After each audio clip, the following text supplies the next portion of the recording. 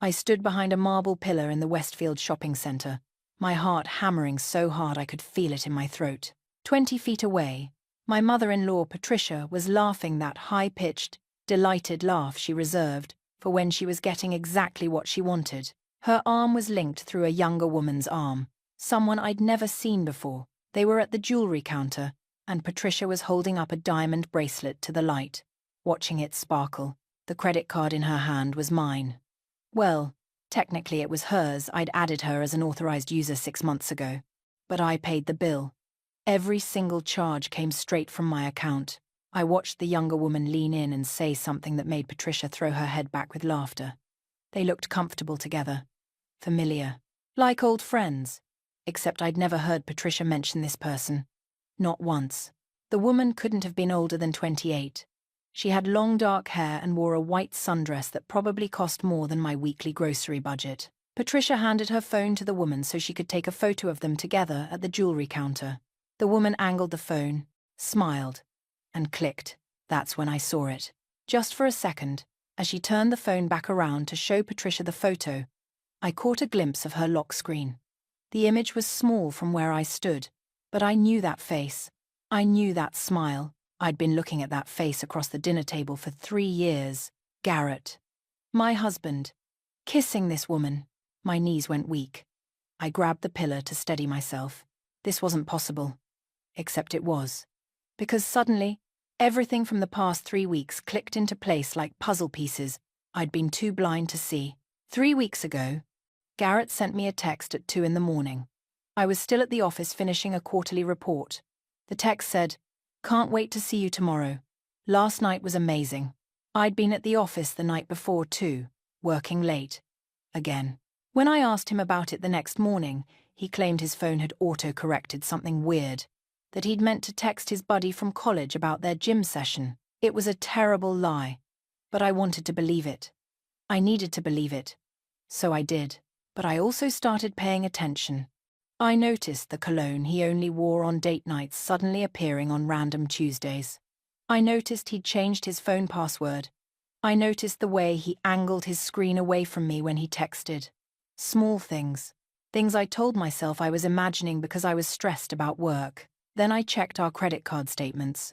Dinner at Bellini's, a restaurant I'd been wanting to try for months, but Garrett always said was too expensive. A charge at Victoria's Secret for $140. I don't wear Victoria's Secret. I asked him about it. He said he bought his mum a gift card for her birthday. Patricia's birthday was in March. This charge was in August. I started checking the statements every day. Charges at restaurants I'd never been to. A weekend hotel in wine country, when Garrett told me he was at a construction site inspection. Flowers from an expensive florist, none of which ever made it to our house. But I needed proof. Real proof. Not just suspicious charges and a gut feeling that was eating me alive from the inside out. So I set a trap. 6 months ago, Patricia had called me crying. Actual tears. She said she couldn't afford her medications and her rent in the same month. Could we help? Just this once? Garrett looked at me with those puppy dog eyes he inherited from her. His mother was struggling. What kind of people would we be if we didn't help family? I made $60,000 more a year than Garrett. I'd always made more. It bothered him, though he pretended it didn't. So when family needed money, I was expected to provide it, quietly, without making him feel small. I opened a separate credit card and added Patricia as an authorized user. $1,500 limit. I told her it was for emergencies and essentials, only groceries, medications, gas. She promised she'd be careful with it. She promised she wouldn't take advantage. The first month, the charges were reasonable. Grocery store, pharmacy, gas station. I barely looked at the statements. By month 3, I started seeing charges at department stores, clothing boutiques, restaurants, a spa. When I mentioned it to Garrett, he defended her. She worked hard her whole life. She deserved to treat herself sometimes. Didn't I want her to be happy? I let it go. I always let things go. But last week, I was reviewing the statement and saw a charge for $370 at a boutique called Azure. I recognized the name. It was in this mall. The same day as that charge, Garrett had texted me that he was working late. Site emergency. Don't wait up. I checked Patricia's Facebook. She thinks her account is private, but she never actually changed her settings. There was a photo posted that day. Tagged at Azure Boutique, Patricia was holding up a blue dress, grinning. In the background, reflected in a mirror, I could see someone else. A woman with dark hair and distinctive rings on her fingers, 3 delicate gold bands on her right hand. I'd seen those rings before. 2 days earlier, Garrett left his laptop open on the kitchen counter. When I walked by, a photo was on the screen. Him and a dark-haired woman at a restaurant. Before I could look closer, he slammed it shut and got angry at me for snooping. But I'd seen the hands in that photo. The same 3 gold rings. That's when I knew. Patricia wasn't just aware of the affair. She was facilitating it, befriending her, taking her shopping on my money. The rage that went through me was white-hot and ice-cold at the same time. I could have confronted Garrett right then. Could have screamed and cried and thrown things. But I didn't, because I wanted more than just the truth. I wanted them to face consequences, real ones. So I came up with a plan. I started following Patricia's social media obsessively. Every post, every check-in, every tagged location. Yesterday, she posted that she was treating herself to a shopping day with her favorite person at Westfield. Heart emoji. Shopping bag emoji. I called in sick to work this morning for the first time in 2 years. I drove to the mall. I waited. And now here I was, watching my mother-in-law try on expensive jewelry with my husband's mistress, using the credit card I gave her out of kindness. They moved to the cash register. The saleswoman started ringing up items. A bracelet, a necklace, 2 pairs of earrings. I watched the total climb on the screen. $412. Patricia handed over my card with a confident smile. The saleswoman swiped it. Transaction approved. They giggled like teenagers and moved to the next store. Designer handbags. The mistress tried on a cream-colored leather bag that cost $800. Patricia nodded enthusiastically and pointed at another bag for herself. I followed them through 3 more stores.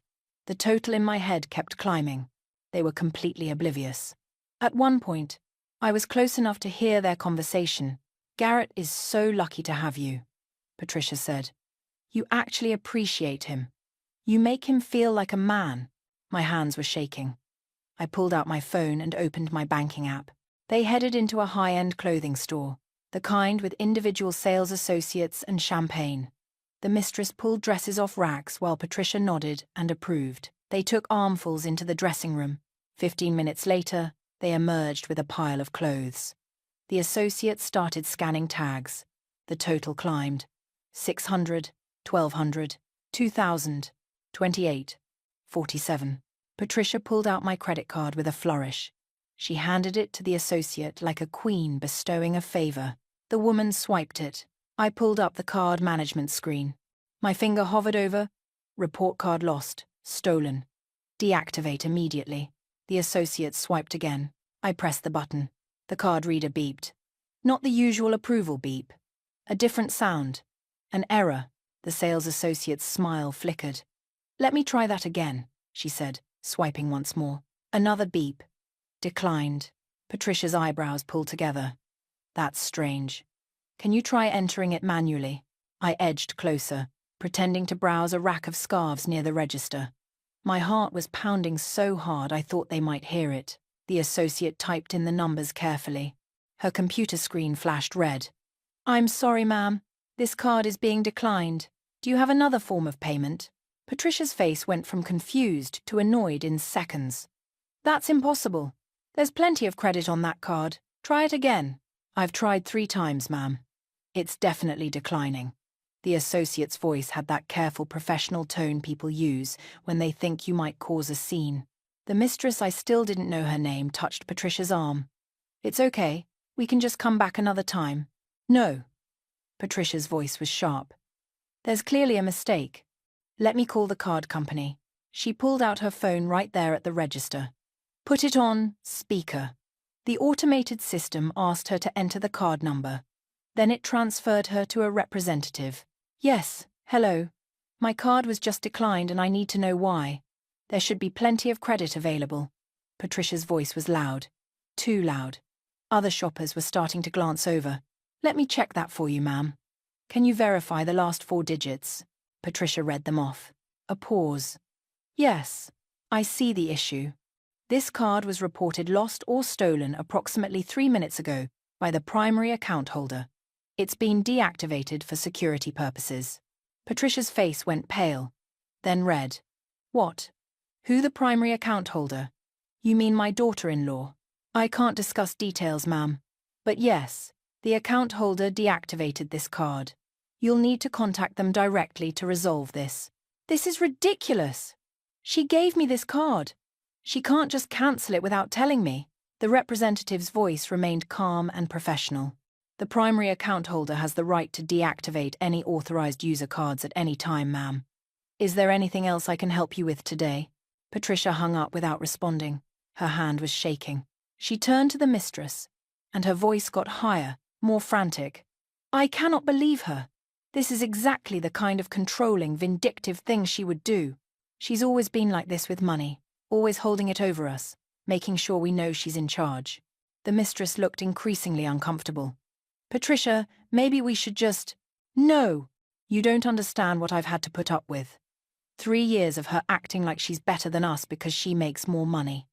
3 years of her making my son feel inadequate in his own marriage. She works constantly, barely comes to family dinners, and then has the nerve to judge how I spend. Patricia stopped mid-sentence.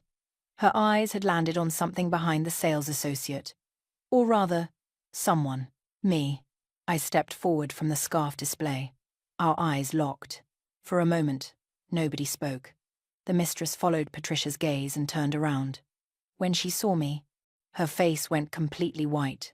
Hi, Patricia, I said. My voice came out steadier than I expected. Having a nice shopping day. Patricia opened her mouth, closed it, opened it again. What are you doing here? Shopping. Same as you. I shifted my gaze to the younger woman. We haven't met. I'm the daughter-in-law Patricia was just telling you about. The controlling, vindictive one. The mistress's lips trembled. She looked like she wanted to disappear into the floor. I pulled out my phone and opened my banking app. Turned the screen so they could both see it. These are the charges from today. Before I cancelled the card. $342 at Nordstrom. $412 at the jewelry store. $608 at Saks. And now this $2,847 worth of clothes. I looked at Patricia. For a card I gave you for emergencies and essentials, groceries, medicine. Remember? Patricia's mouth worked, but no sound came out. I turned to the mistress. You must be the receptionist from Garrett's office. The one he said was just a kid who brings him coffee sometimes. 28 years old, right? Hardly a kid. Her face confirmed everything. How long have you two been shopping together? I asked, my voice conversational, almost friendly. The charges go back at least 4 months. Restaurants, boutiques, spa days, all on my credit card. While you, I looked at the mistress, were sleeping with my husband. And you, I turned to Patricia, were helping hide it. Now wait just a minute, Patricia started. No. The word came out harder than I intended. You wait. You called me controlling? Vindictive. Let me tell you what's actually vindictive, Patricia. Vindictive is taking money from someone while actively helping destroy their marriage. Vindictive is befriending your son's mistress and coaching her on how to replace his wife. Vindictive is spending thousands of dollars of someone else's money on the woman your son is cheating with. The sales associate quietly stepped back from the register. 2 other employees had stopped what they were doing to watch. Several customers were openly staring now. Patricia's face was scarlet. You have no idea what you're talking about. This is my friend from book club. We were just… I held up my phone again. This time showing a screenshot I'd taken weeks ago from Patricia's Facebook. A photo of her and the mistress at a restaurant. The caption reading, "Dinner with my future daughter-in-law," with a heart emoji. The mistress made a small sound, almost a whimper. That post is from 2 months ago, I said. Should I show you the others? There are quite a few. Or maybe I should show you the text messages I found on Garrett's old phone. the one he thought he factory reset but didn't quite do properly. Where you, I looked at Patricia, told him that I was too focused on my career to be a good wife. Where you told him he deserved someone who would appreciate him, someone like, I gestured at the mistress. Patricia's hands were fists at her sides. Garrett is my son. I was trying to help him be happy. You're never home. You're always at that office. What kind of wife? What kind of mother helps her son cheat on his wife? I asked quietly. The silence that followed was deafening. Patricia's eyes filled with tears. Not sad tears. Angry ones. You can't do this. You can't just cut me off. Garrett will. Garrett will what? I interrupted. Take your side. He probably will. You've always made sure of that. I looked at the mistress. What's your name? I should probably know it since you're wearing a dress my credit card paid for. She whispered something I couldn't hear. Amber, Patricia said, lifting her chin. Her name is Amber. And she's twice the woman you. The credit card is cancelled, I said, cutting her off. Permanently. And the money I've been giving you for rent? That ends at the end of this month. You have 30 days to figure something else out. Patricia's face went from red to purple. You can't. How am I supposed to? Garrett will never let you. This conversation is over. I pulled out my phone again and held it up so they could see it was recording. Everything you just said? I have it. All of it. The admission that you've been helping with the affair. The insults. Everything. I turned and walked toward the exit. Behind me, I heard Patricia's voice rise to a shriek. You'll regret this. Garrett will make sure you regret this. You can't treat his family this way and expect. I didn't hear the rest. I pushed through the glass doors and out into the parking lot. My hands were shaking so badly, I could barely get my car keys out of my purse. I sat in my car and watched through the store window. Patricia and Amber were arguing now. Amber's arms were crossed defensively. Patricia was gesturing wildly. The sales associates had called security. My phone buzzed. Then buzzed again. And again. 7 missed calls from Garrett. I started the car and drove straight to Nina's apartment. Nina opened the door before I could knock. She must have been watching from the window. One look at my face, and she pulled me inside. Tell me you did it, she said. I nodded. My hands were still shaking. I did it. I cancelled the card right there in the store, with both of them watching. Good. Nina steered me to her couch and disappeared into the kitchen. She came back with a glass of wine I didn't ask for but definitely needed. Now tell me everything. I did. Every detail. The jewelry counter, the 3 gold rings, the way Patricia had laughed with Amber like they were old friends. The declined card, Patricia's meltdown, the recording on my phone. Nina listened without interrupting. When I finished, she was quiet for a long moment. Then she said, You know you can stay here as long as you need, right? My spare room is yours. I already moved some of my things here last week, I admitted. Important documents, some clothes, my grandmother's jewelry. I wasn't sure what Garrett might do when everything came out. Smart. Nina pulled out her laptop. Now we need to call a lawyer. Like, right now. Before Garrett has time to do anything stupid. My phone buzzed again. Another call from Garrett. I watched it ring until it went to voicemail. Then the texts started. Mom just called me freaking out. What the hell happened? Why aren't you answering? Call me now. This is insane. You can't just cancel her card without talking to me first. Where are you? You're not at the office. Answer your phone. The messages kept coming. His tone shifted from confused to angry with each one. I showed them to Nina. He's not even denying it, she observed. He's mad at you for embarrassing his mother. My phone rang again. Garrett. I stared at it. You should answer, Nina said. Not because you owe him anything, but because you should hear what he has to say. What excuse he thinks is good enough, I answered. Put it on speaker. Finally, Garrett's voice was sharp. What the hell is going on? Mum called me hysterical. She said you cancelled her card in the middle of a store and humiliated her in front of everyone. Did she mention who she was shopping with? Silence. Then, what does that matter? You gave her that card. You can't just take it back without warning. I can do whatever I want with my credit card, Garrett. It's my account. She was an authorized user. was, "This is so typical of you." His voice rose. "Always about control. Always about the money. You hold it over everyone's head." My mother needed that card. For what? Designer handbags? Jewelry? Spa treatments? I gave her that card for groceries and medicine. She deserves to enjoy her life. She worked hard for 40 years. If she wants to buy herself something nice occasionally, so what? Occasionally? I almost laughed. Garrett, she's spent over $12,000 in 6 months. On my card, that I never asked you about because I was trying to be generous to your mother. More silence. Did she tell you who her shopping partner was? I asked. A friend. Someone from her book club. Her name is Amber. She's 28. She works at your office. And she's wearing your engagement ring. In the photo on your laptop. The one you slammed shut when I walked into the kitchen last week. The silence stretched so long I thought he'd hung up. Then, I need to talk to you in person. So talk. Not over the phone. Where are you? Nina was shaking her head frantically, mouthing the word no. It doesn't matter where I am, I said. If you want to talk, you can explain right now. How long has it been going on? This isn't a conversation for the phone. Then I guess we're not having it. I hung up. Immediately he called back. I declined it. He called again. I turned off my phone. Nina had her laptop open, already typing. Okay. My friend's sister is a divorce lawyer. She's supposed to be really good. I'm emailing her right now. It's 8 o'clock at night. She'll see it in the morning. But we need to move fast. Before Garrett has time to hide assets or do something stupid with your joint accounts. Joint accounts. I hadn't even thought about that. We had a shared checking account where we both deposited money for household expenses.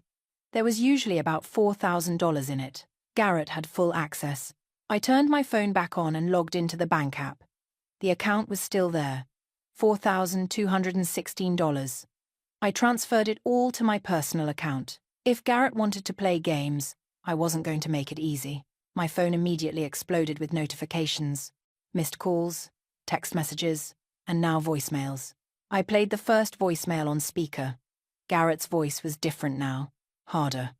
You're really doing this? Fine. I'm coming to Nina's. I know that's where you go when you're upset. We need to talk about this like adults. How does he know you're here? Nina asked. I checked my phone settings. Find my phone. I forgot to turn it off. Turn it off now. I did, but it was too late. 20 minutes later, someone pounded on Nina's door. Heavy fists. Aggressive. I know she's in there. Garrett's voice, muffled through the door. Open up. Nina looked at me. I shook my head. Go away, Garrett. Nina called through the door. She doesn't want to talk to you. This is between me and my wife. Stay out of it. Your wife is asking you to leave. More pounding. You can't keep me from talking to her. That's my wife in there. A neighbor's door opened down the hall. An older man poked his head out. Hey, keep it down or I'm calling the cops. Mind your own business, Garrett snapped. I'm calling them. The neighbor disappeared back inside. The pounding stopped. After a moment, Garrett spoke through the door. His voice was calmer now. Controlled. Please, just open the door. 5 minutes. That's all I'm asking. I looked at Nina. She mouthed, don't. But I needed to see his face. Needed to hear him try to explain this. I walked to the door. Just you, I said through the wood. Nina's apartment. Her rules. You don't get to come in here yelling. Fine. Okay. Just let me in. I opened the door. Garrett looked terrible. His hair was messy, his shirt untucked, his eyes were red. For a moment, I almost felt sorry for him. Then I remembered Amber trying on my clothes with my money. Patricia laughing about how I didn't appreciate him. How long? I asked. He ran a hand through his hair. Looked at the floor. Does it matter? Yes. 9 months. 9 months. Almost a year. All those late nights at work. All those site inspections. All those times he came home smelling like perfume I didn't wear and told me it was just from hugging his mother. Why? The word came out smaller than I intended. Garrett laughed. Actually laughed. A bitter, sharp sound. Why? Are you serious? When was the last time you were home for dinner? When was the last time we did anything together that wasn't scheduled 3 weeks in advance? You're married to your job. I just happen to live in the same house. So you cheated. I found someone who actually wants to spend time with me. Someone who doesn't make me feel like I'm interrupting her real life every time I try to talk to her. Someone 28 years old who your mother takes shopping with my money. His face reddened. Mum was just trying to help. She knew I was unhappy. She was being supportive. Supportive. I laughed. And it sounded slightly unhinged even to me. Your mother helped you cheat on me and used my credit card to buy gifts for your mistress. That's not supportive, Garrett. That's calculated. Don't call her that. What? Mistress? That's what she is. Or would you prefer homewrecker? Affair partner? Her name is Amber, and she understands me in ways you never did. Nina made a sound from the couch. Garrett glanced at her, then back at me. Where is she now? I asked suddenly. Amber. Where is she right now? Garrett's face changed. Guilt flickered across it before he could hide it. She's at our house. Isn't she? The realization hit me like cold water. You brought her to our house. It's my house too. Actually, I said quietly. It's not. Garrett's face went blank. What are you talking about? The house. It's in my name. Only my name. I bought it with my signing bonus before we got married. You never contributed to the down payment. The mortgage comes out of my account. Legally, it's mine. I watched understanding dawn on his face. Then disbelief. Then anger. That's not you, can't just we're married. That makes it community property. Actually, in this state, assets owned before marriage remain separate property, unless they're explicitly converted to joint ownership, which we never did. You can check with a lawyer if you want. Nina was grinning from the couch. She already did check. Last week. Garrett's jaw clenched. So what? You're going to kick me out of my own home? I want you and your girlfriend out by noon tomorrow. You can stay at your mother's tonight. Or a hotel. I don't really care. You're insane. He took a step toward me. Not threatening exactly, but aggressive enough that Nina stood up. You can't do this. I'll fight you. I'll make the divorce so expensive and so difficult that you'll wish. You'll wish what? I pulled out my phone and played the recording from the mall. Patricia's voice filled the apartment. Garrett deserves someone who appreciates him. You make him feel like a man. She's always been too focused on her career anyway. Some women just aren't meant to be wives. I've been helping them for months. She has no idea. Stupid cow. I stopped the recording. Garrett's face had gone pale. Your mother admitted on tape that she's been helping you cheat. That's called collusion. It doesn't look good in divorce proceedings. Especially when she was doing it while spending my money. You're bluffing. Try me. I met his eyes. I have bank statements showing $12,000 in unauthorized charges. I have photos of your mother and Amber together, going back months. I have text message records. I have everything, Garrett. He stared at me like he was seeing someone he didn't recognize. When did you become so cold? When I found out my husband was cheating on me and his mother was helping. When I realized the person I'd been supporting financially was using that money to facilitate my own betrayal. When did you become someone who could do this? I told you why. You're never there. You care more about your job than your marriage. So you punished me by sleeping with someone else? By bringing her into our home? By letting your mother spend thousands of my dollars on her? I didn't ask Mum to do that. But you didn't stop her either. You let it happen. You let her use me while you... I stopped. Took a breath. Get out. We need to talk about this. Figure out. There's nothing to figure out. I want a divorce. You can agree to it, or we can fight. But either way, I'm done. Garrett's expression shifted. He tried a different approach. Softer, almost pleading. Don't do this. We can fix it. Go to counseling. Work through it. 9 months it's not that long.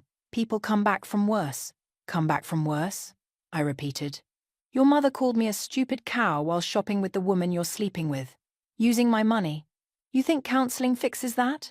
Mum was just upset. She didn't mean. She meant every word. And you know it. You've always known how she felt about me. You just didn't care because it was easier to let her hate me than to defend me. The truth of it hung in the air between us. Nina's phone buzzed. She glanced at it, then at me. The lawyer responded. She can see you first thing tomorrow morning. Garrett's face hardened again. Fine. You want to play it this way? We'll play it this way. But don't think this is going to be easy. I know things about you too. About your job, the hours you keep, how you prioritize work over everything else. A judge will hear about all of it. Good luck with that. I opened the door. Now leave. He stood there for another moment, like he was going to say something else. Then he turned and walked out. I closed the door behind him and locked it. Put the chain on. My legs felt weak. I sat down hard on Nina's couch. Did that actually just happen? I asked. That happened. Nina sat beside me. And you were amazing. Seriously. The way you just laid it all out. My phone buzzed. A call from Patricia. I declined it. Immediately she called back. I declined again. Then a text. How dare you treat my son this way? After everything we've done for you. Everything we've welcomed you into our family. This is how you repay us? By destroying his life over one mistake? I showed it to Nina. One mistake? She read aloud. 9 months of lying is not one mistake. That's hundreds of mistakes. Thousands. Another text from Patricia. You'll regret this. Garrett has rights. We have lawyers too. You think you can just throw him out and steal everything? That's not how marriage works. I turned my phone off. I couldn't deal with her tonight. Nina ordered pizza. We ate it sitting on her living room floor, not talking much. Every few minutes, I'd remember something else. A lie Garrett told. A time Patricia made a cutting remark about my career. The way Amber had laughed at the jewelry counter, so comfortable, like she belonged there. Around midnight, my phone turned back on automatically, some setting I'd forgotten about. It immediately started buzzing. Messages, missed calls, voicemails. I checked the bank app first. The $4,000 I'd transferred was still there. Safe. Then I saw an email notification. The sender name made my stomach drop. Clifford. Garrett's father. The subject line read, "You need to see this." I opened it. No text in the body. Just attachments. Screenshots. Lots of them. Text messages between Patricia and Amber. Going back almost a year. My hands shook as I scrolled through them. Patricia. He's working late again. Perfect opportunity for you two. Amber. I feel bad sometimes. She seems nice. Patricia. Nice doesn't make a good wife. Trust me. You're doing him a favor. Another exchange from 6 months ago. Amber. Do you think he'll actually leave her? Patricia. Not yet. She just got that promotion. We need to wait until she gets the next one. Better alimony that way. I couldn't breathe. Nina was reading over my shoulder. Oh my God. More messages. Patricia. Her bonus should hit next month. Make sure G is especially attentive to you around then. We want him checked out of the marriage when the money comes in. Amber. You're sure this will work? Patricia. Trust me. I've been married twice. I know how these things go. The key is timing. The most recent message was from 3 days ago. Patricia. Once the divorce goes through, we'll make sure you're set up properly. The house might be hers, but there are ways around that. G's lawyer friend says we have options. I looked at Nina. She looked back at me. Neither of us said anything for a long moment. They were planning this, I finally said. The whole time. They weren't just having an affair. They were planning to use me. For money, Nina added. They wanted you to get promoted so the divorce would be worth more. I scrolled to the bottom of the email. There was a message from Clifford. I found these on Patricia's iPad last week. We share an Apple ID, and I saw the notifications. I've been sick about it ever since. I'm ashamed of my son and my wife. You deserved better than this. You deserved better than all of us. I'm sorry I didn't speak up sooner. If you need this for your lawyer, you have my permission to use it. I'll testify if necessary. I read it 3 times. Garrett's dad is on your side, Nina said quietly. I started laughing. I couldn't help it. Slightly hysterical laughter that turned into something that might have been crying. 9 months of an affair was bad enough. But this was conspiracy. Premeditated. Calculated. And now I had proof. The lawyer's office was on the 14th floor of a glass building downtown. Nina came with me. I'd barely slept, but I felt strangely clear-headed, like I'd been living in fog for months, and someone had finally opened a window. The lawyer's name was Catherine Ross. She was maybe 50. With grey hair she didn't bother to dye, and sharp eyes that missed nothing. She read through Clifford's emails on my phone while I sat across from her desk. "This is extraordinary," she said finally. "In 20 years of practice, I've rarely seen evidence this clear of financial planning around a divorce. Your father-in-law is willing to testify. He said so in the email." "Good." She made notes on a legal pad. "With this, plus the recording from the mall, plus the credit card statements, we have a very strong case.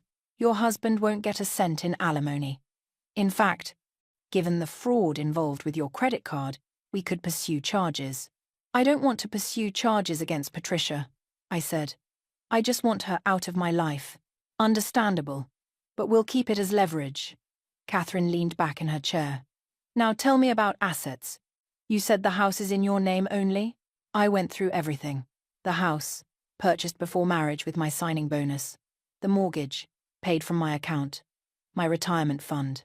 My savings. The joint checking account I'd already emptied. Garrett's truck, which was in his name. His credit card debt. "Credit card debt?" Catherine's eyebrow went up. "I found out about it last night.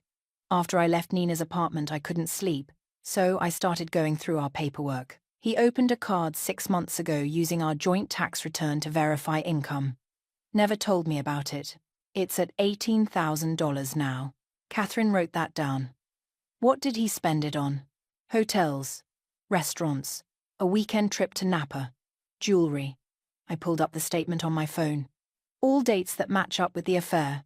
So he used your joint financial information to get credit, then used that credit to fund an affair. That's fraud." The word hung in the air. Fraud.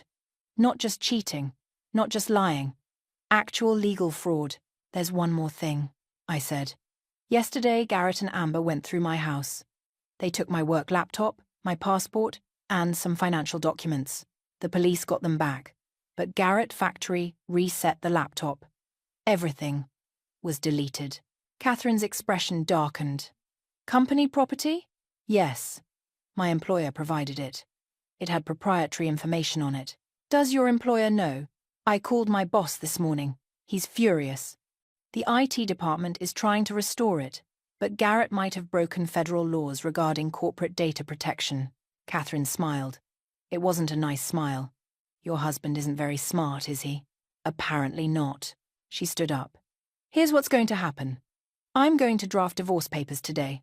We'll file tomorrow. We're going to ask for everything: the house, your retirement accounts, your savings. We'll demand reimbursement for the credit card fraud. And we're going to make it very clear that if he fights us, we go public with all of this. The recording, the text messages, the corporate espionage charge his employer could file. Will that work? Depends on how stupid he is. Some men dig in, out of pride. But with evidence this strong, most lawyers would advise him to settle quietly." I left her office, feeling lighter than I had in weeks. Nina took me to lunch at a cafe near her apartment. My phone kept buzzing, but I ignored it, until Clifford's name appeared on the screen. "Hello? Can we meet?" His voice was quiet. "Tired. There's more I need to tell you. Things I couldn't put in an email. We met at a diner across town." Clifford looked older than I remembered. There were new lines around his eyes, and his hands shook slightly as he stirred sugar into his coffee. "I should have told you sooner," he said. "Weeks ago. But I was afraid. Patricia, she controls everything. The money, the house, all of it. If I went against her..." "It's okay," I said, though I wasn't sure it was. "It's not okay. You've been good to us. Better than we deserved. You remembered my birthday every year. You helped me set up my email when Patricia said I was too old to learn computers. You treated me like I mattered." His voice cracked. "And I sat there and watched them plan to use you. Tell me what else you know." He did. The full scope of it. How Patricia had introduced Garrett to Amber deliberately, noticed the attraction, and encouraged it. How she'd coached Garrett on hiding the affair, how they'd discussed waiting for my next promotion before filing for divorce because a higher salary meant higher alimony payments. Patricia told Garrett that you'd be so focused on your career you wouldn't even notice him pulling away, Clifford said. She said ambitious women like you were easy to cheat on because you were too busy to pay attention. The words stung, even though I knew they came from Patricia, not him. There's something else, Clifford continued. Patricia has been talking to a lawyer friend of hers, someone from her church. They've been discussing ways to claim you owe her support payments after the divorce, for all the years you promised to help with her expenses. I never promised anything. I know. But she's been building a case, saving your texts, keeping records of every deposit. She thinks she can argue you created a verbal contract to support her. I thought about Catherine's sharp eyes and legal pads full of notes. Let her try. Clifford reached across the table and put his hand over mine. I'm sorry. For all of it. You deserved so much better than what my family gave you. You're giving me the truth now. That's something. It's not enough, but it's what I have. He pulled his hand back. I'm leaving her. Patricia, I've already talked to a lawyer about a separation. After 40 years, I'm done. I didn't know what to say to that. I'm moving in with my daughter, from my first marriage. She lives 2 hours away. I should have done it years ago. He finished his coffee. But I wanted you to know everything first. So you'd have all the ammunition you need. We sat in silence for a moment. Then he pulled a USB drive from his pocket and slid it across the table. Everything's on here. Screenshots going back 14 months. Photos. Even some voice memos Patricia recorded of her conversations with Garrett about the affair. She thought she was being clever, keeping records in case she needed them. Never occurred to her they might be used against her. I took the drive. It felt heavier than it should. Thank you, I said. Don't thank me. I should have stopped this before it started. He stood up, put money on the table for both our meals. But for what it's worth, I think you're going to be okay. Better than okay. You're stronger than any of them ever gave you credit for. He left. I sat there with the USB drive in my hand, watching people come and go through the diner's glass doors, normal people having normal days. Not people whose marriages were being dissected in lawyers' offices. Not people whose mother-in-law had plotted against them for money. My phone buzzed. A text from Garrett's lawyer. My client would like to discuss settlement terms. Are you available for a meeting tomorrow? I forwarded it to Catherine. Her response came back within seconds. Perfect. Let's destroy him. I slept better that night than I had in weeks. When I woke up in Nina's spare room, sunlight was streaming through the curtains, and I could hear her making coffee in the kitchen. My phone had 17 new messages. I ignored all of them except one from Catherine confirming our meeting with Garrett's lawyer at 2 o'clock. Nina drove me. You want me to come in with you? She asked as we pulled into the parking garage. No. But wait for me? I might need a drink after. I'll be at that coffee shop across the street. Catherine met me in the lobby. She was carrying a leather briefcase that looked expensive and permanent, like it had been to 1,000 meetings just like this one. Ready? Ready. The conference room was on the 16th floor. Floor-to-ceiling windows overlooked the city. Garrett was already there with his lawyer, a man in his 50s with thinning hair and a cheap suit. Patricia sat beside Garrett, even though nobody had invited her. Amber was nowhere to be seen. Garrett looked awful. His eyes were bloodshot, his shirt wrinkled. Patricia looked furious. Catherine set her briefcase on the table with a decisive thump. Let's get started. Garrett's lawyer cleared his throat. My client is prepared to offer a fair and amicable settlement. He'll agree to divorce on grounds of irreconcilable differences. No alimony on either side. Assets split 50-50. He thinks this is more than generous given. No, Catherine said. The lawyer blinked. Excuse me, your client isn't in a position to offer anything. He's in a position to accept what we're willing to give him, which is very little. She opened her briefcase and pulled out a folder. Let's start with fraud. Your client used joint tax returns to obtain a credit card without informing my client. He then spent $18,000 on that card funding an extramarital affair. She slid copies of the credit card statement across the table. Garrett's lawyer picked it up, scanned it, and his face went pale. Then we have corporate data destruction. Catherine produced another document. Your client wiped a company-owned laptop containing proprietary information. My client's employer is considering federal charges under the Computer Fraud and Abuse Act. That was an accident, Garrett said, his voice weak. Factory resetting a laptop is not an accident. It's intentional destruction of data. Catherine didn't even look at him. She kept her eyes on his lawyer. Then we have the credit card fraud perpetrated by your client's mother, with your client's knowledge and cooperation. She slid the mall recording transcript across the table. Patricia snatched it up, read the first page, and went white. This is illegal. You can't record people without their consent.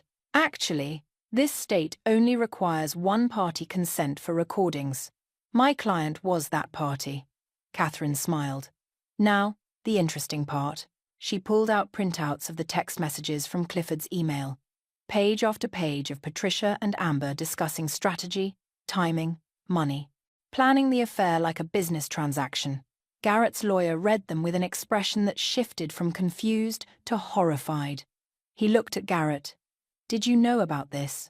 Garrett opened his mouth. Nothing came out. Whether he knew or not is irrelevant, Catherine continued. What matters is that there was a deliberate, calculated plan to manipulate my client financially while conducting an affair. That's not a marriage breakdown. That's fraud, conspiracy, and possibly extortion. Depending on how creative the prosecutor wants to be. Patricia stood up. This is outrageous. You can't, we were just... She looked at Garrett. Say something. Garrett was staring at the text messages like he'd never seen them before. Maybe he hadn't. Maybe Patricia had kept him, just ignorant enough to use him. Here's what's going to happen, Catherine said. My client keeps the house, her retirement accounts, her savings. Everything that's in her name stays in her name. Your client gets his truck and his credit card debt. No alimony, no support. We split the joint checking account. Oh, wait. My client already withdrew that. So your client gets nothing from that either. That's not fair, Patricia said. Garrett has rights. He's entitled to whatever a judge decides after hearing about his 9-month affair, his mother's involvement, and his destruction of corporate property. Catherine cut her off. Would you like to try your luck with a judge? Because I would love to put you on the stand, Mrs. Patterson. I have so many questions about those text messages. Patricia sat down hard. Garrett's lawyer set down the papers. He looked defeated already. Can we have a moment to discuss this privately? Take all the time you need. Catherine stood. We'll be outside. In the hallway. I leaned against the wall. My heart was pounding, but not from fear, from something else. Something that felt like justice. That went well, Catherine said. You think they'll accept? His lawyer would be insane not to. They have no leverage, no case, nothing. She checked her watch. Give them 10 minutes to panic, then we'll go back in. It took 8 minutes. Garrett's lawyer opened the door and gestured us back inside. Garrett looked broken. Patricia looked like she wanted to set something on fire. But they were both quiet. My client accepts your terms, the lawyer said quietly. With one request. Can we keep this out of court? File jointly, uncontested divorce, no public record of the reasons. I looked at Catherine. She looked at me. Yes, I said. On one condition, Patricia never contacts me again. No calls, no texts, no emails, no social media. Complete silence. If she breaks that, everything goes public. Patricia's lips pressed into a thin line, but she nodded. And Garrett pays for the laptop restoration out of his own pocket, whatever it costs. Agreed, his lawyer said quickly. Catherine pulled out papers she'd already prepared. Sign here, and here. Initial here. Garrett signed without reading. His hand shook so badly, the signature was barely legible. It was over in 15 minutes. 3 years of marriage, dissolved with signatures and legal language. I walked out of that conference room and felt nothing. No sadness, no relief, just nothing. Nina was waiting at the coffee shop like she promised. She took one look at my face and hugged me without asking questions. It's done, I said into her shoulder. Good. Now what? Now I figure out what comes next. 2 weeks later, I was back at work when my boss called me into his office. I thought maybe it was about the laptop situation. But instead he told me about a position opening at headquarters. Denver. Senior director level. Significant pay increase. You'd be perfect for it, he said. But I understand if you want to stay here, especially with everything going on. I thought about the house that suddenly felt too big and too full of memories. I thought about running into Garrett at the grocery store, or Patricia at the mall. I thought about staying in a city that reminded me of 3 years I'd spent trying to make something work that was broken from the start. When would I start? I asked. 6 weeks later, I handed the keys to my house to a real estate agent. It sold in 4 days for $20,000 over asking. Young couple, their first home. They were so excited. I was happy for them. Nina helped me pack. We filled boxes and labeled them, and she cried even though I didn't. You have to visit, she said. Like once a month. I'm not joking. Once a month might be excessive. Once a month is the minimum. I'm going to hold you to it, I promised. Clifford came by the day before I left. He brought me a plant, a small succulent in a ceramic pot. For your new place, he said. Something that doesn't need much taking care of. Like you. I laughed and hugged him. Thank you. For everything. You'll do great out there. Better than great. He handed me a piece of paper with his daughter's phone number on it. If you're ever in trouble, if you ever need anything, she knows everything and she'll help. I folded it carefully and put it in my wallet. The divorce was finalized 3 days after I moved to Denver. The papers came via email. I signed them electronically and sent them back. Just like that, it was legal, official, over. My new apartment had floor-to-ceiling windows that overlooked the mountains. I set up Clifford's succulent on the windowsill and watched the sun set behind the peaks, painting everything gold and orange and purple. My phone buzzed. A text from an unknown number. Is this her? The ex-wife? My stomach dropped. Then I saw the next message. This is Amber. I know you don't want to hear from me, but I needed to tell you something. Garrett and I broke up. His mum is living with him now, and it's awful. They fight constantly. She controls everything.